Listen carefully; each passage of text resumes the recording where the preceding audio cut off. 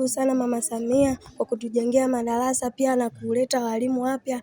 Kweli kulikuwa kuna changamoto sisi kama wanafunzi, walimu wengi wanakuwa na vipindi katika madarasa mengi. Kwa hiyo mwalimu anakuwa anashughulikia, pia tumeletewa vitabu, vimeweza kutusaidia, vitabu ni vingi ambao walimu hao wataenda kuongeza ufanisi wa wanafunzi kuendelea kufaulu katika shule yetu. Pia namshukuru Mheshimiwa Diwani kwa kuletea mradi wa maji ambao utatupunguzia changamoto zetu kwa nazipitia mbalimbali. Pia tumeweza tumeweza kupata GPA ya 3.2 zaidi ya ule matarajio ya viwango vya serikali ambayo ilikuwa ni GPA ya 3.5. Lakini pia changamoto ambayo tulikuwa tunakabiliana nayo shule yetu ya sekondari Jakaya ni kwamba hatuna hosteli.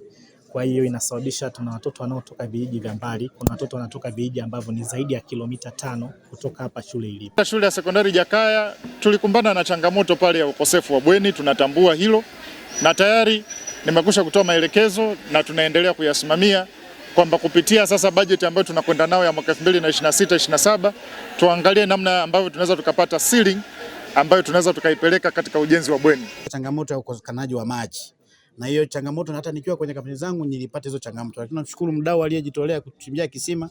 Kama diwani hiyo nimechukua moja kwa moja, ambao nimekabidhi mifuko ya simenti hapa. Tukishikiana mwenyekiti amekabidhi mifuko yeye miwili, mimi mifuko 10 na nondo, ili ujenzi wao uende ufanye nini kukamilika.